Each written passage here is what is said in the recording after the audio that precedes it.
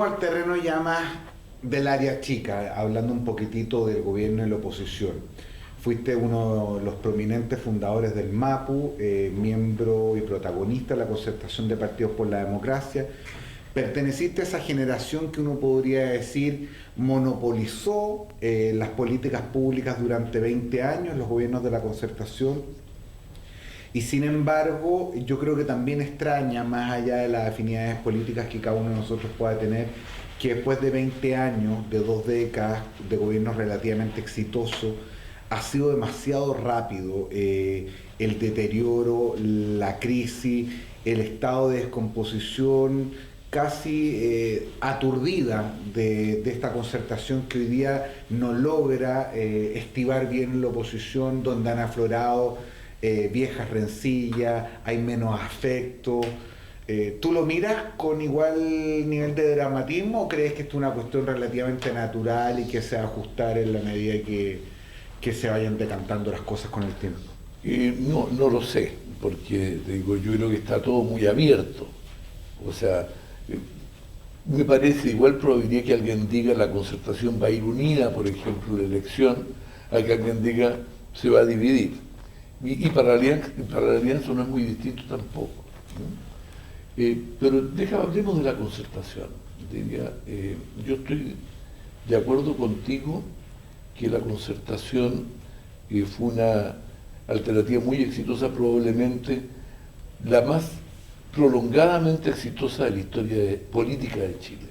¿Ya? ¿Por qué yo creo que perdió? ¿Ya? Más allá del candidato, ¿no?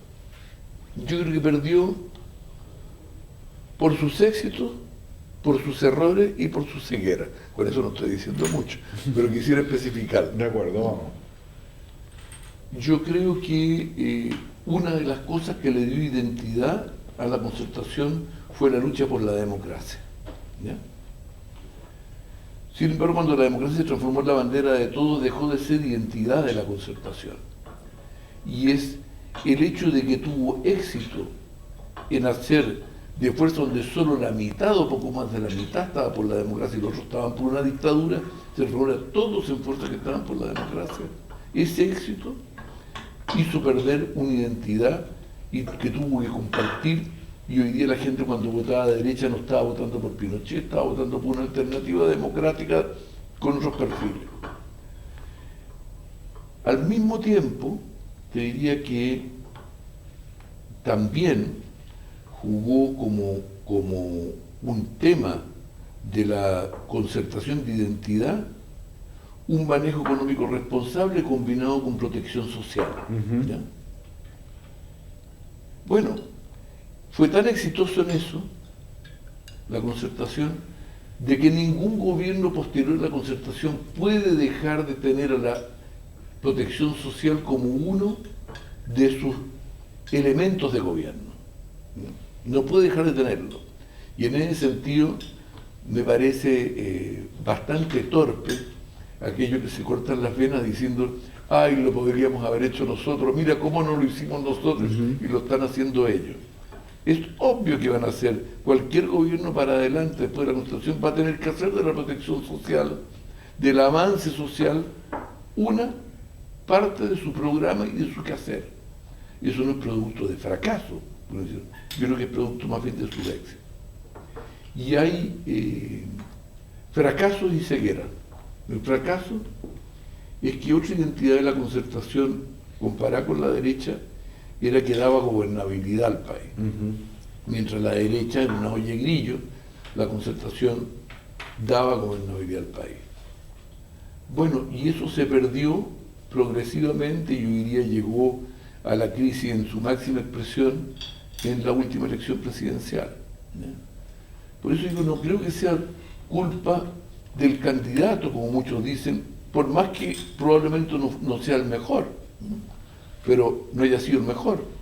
Pero bueno, pero el problema es mucho más profundo. O sea, diría, la Constitución perdió la imagen de gobernabilidad y no es casualidad que la consigna de la derecha haya sido una nueva forma de gobernar, precisamente colocando cuestiones de que ellos podían gobernar mejor que la Constitución.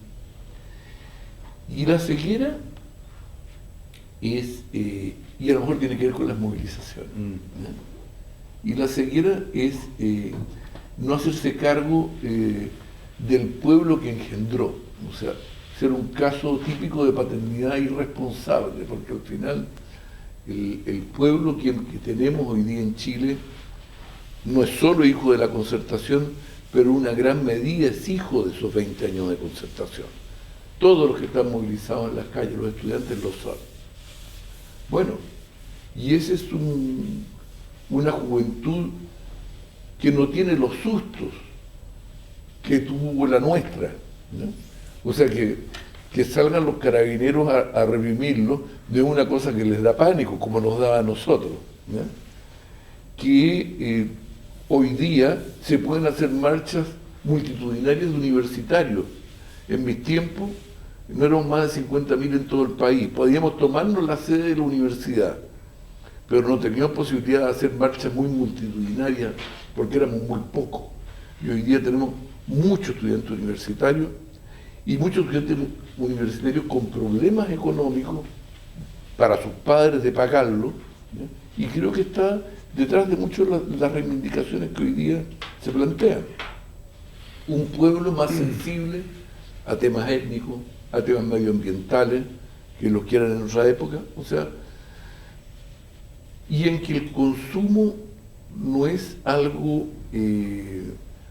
asqueroso como parece les resulta a algunos, es parte de sus avances, es parte de sus éxitos, ¿ya? Mira, la otra vez conversaba con un amigo mío del retail que se dedica a trabajar con esa empresa y me decía, las madres pobres, llamadas C3D, que han salido de la pobreza extrema, están dispuestos a dar cualquier cosa porque sus hijos pues tengan buena educación, tengan lo que necesitan como vestimenta, etc. Salvo una cosa, decía la lavadora, y eso lo dicen ellas. Porque la lavadora de mujeres de sobre 45 años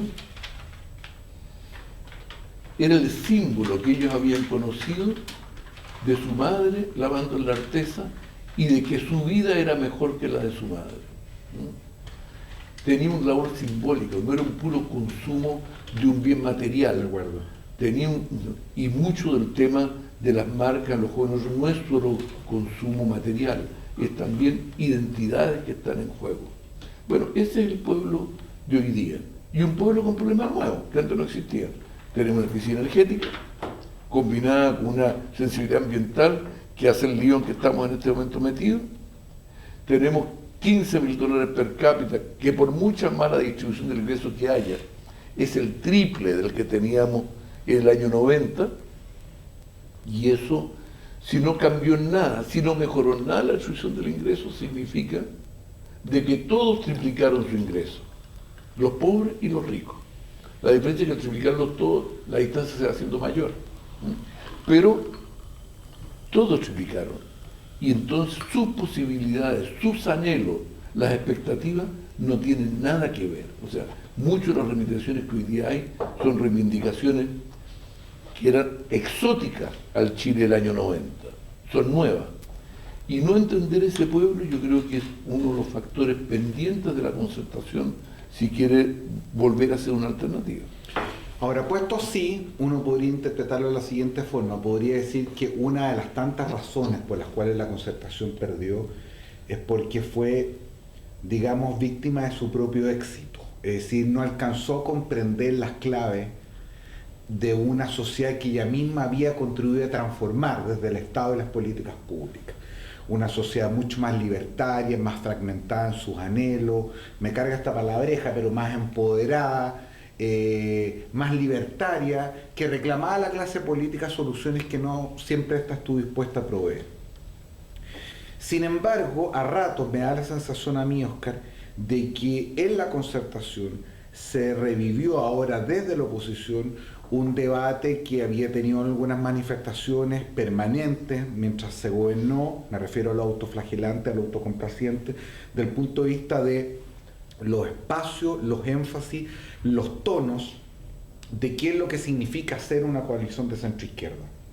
Y hoy día, sin miedo a equivocarme, tengo la sensación de que las diferencias que separan a muchos dirigentes en la concertación son no solamente en lo ideológico, sino incluso en los afectos y en las confianzas mayores a los que separan algunos dirigentes de la concertación con algunos dirigentes de gobierno. ¿Cómo se resuelve eso? Es decir, ¿es tan dramático exponer estas diferencias y el día de mañana probablemente tener dos oposiciones o una concertación quebrada o dos distintas como alguna vez las pensamos?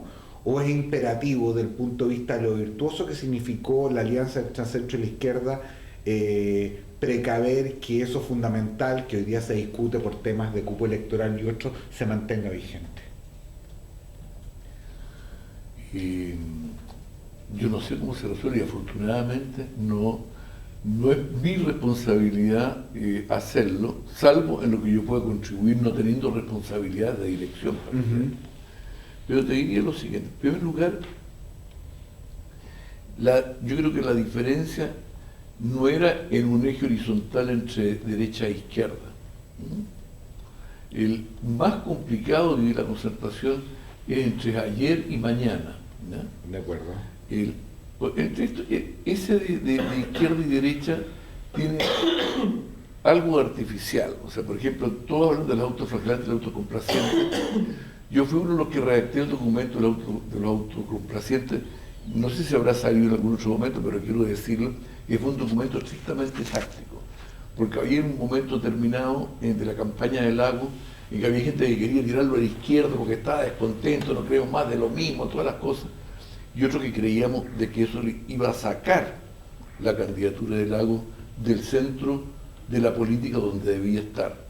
Y entonces hicimos premeditadamente un documento lo más complaciente y lo más defensor de lo hecho posible, buscando provocar lo que afortunadamente se provocó, que fue que salieran indignados los autoflagelantes, y eso permitió que Lagos arbitrara entre estas dos posiciones extremas y ayudó en su momento. Eso fue el origen, por lo menos me consta, de los autocomplacientes que reaccionaron los autoflagelantes, y eso.